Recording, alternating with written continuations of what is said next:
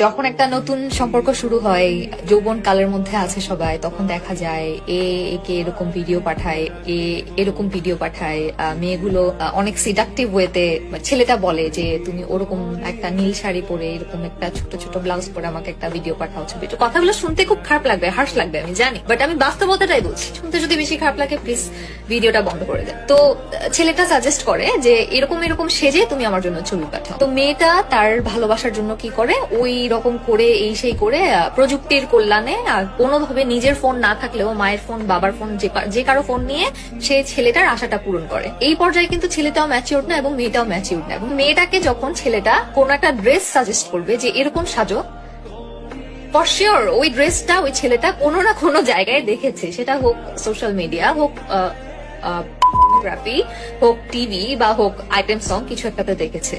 তো সে যেহেতু নিজের মনের মতো একটা পাপেট, একটা পুতুল, কাঠপুতুল পেয়ে গেছে, যে মেয়েটা আসলে মনে করে সে তাকে অনেক অনেক ভালোবাসে।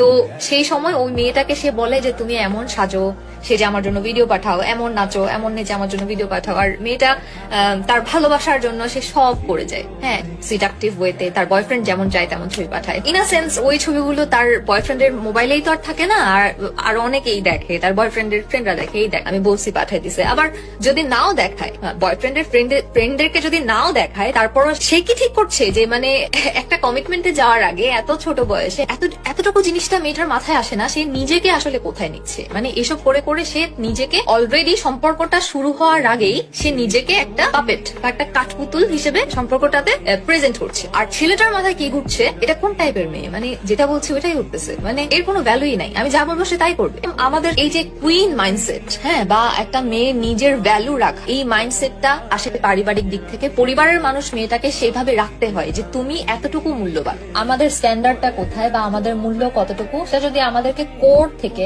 একদম ভেতর থেকে শিখে আসতে হয়, তাহলে আমাদের সেই শেকড়টা হচ্ছে পরিবার। পরিবারে বিশেষ করে বাবাদের সাথে আমাদের সম্পর্ক, এবং বাবা আমাদেরকে বোঝানো যে তুমি আমার আদরের পুতুল, তোমার মূল্য এতটুকু। ভালোবাসা থাকবে মানুষের জীবনে, কিন্তু সবকিছুর একটা সময় আছে। কখনো কোনো কিছু ফিল হলে বা কোনো কিছু হঠাৎ করে মাইন্ডের উপর দিয়ে ক্রস করলে সেটাকে সিরিয়াসলি নিবা না।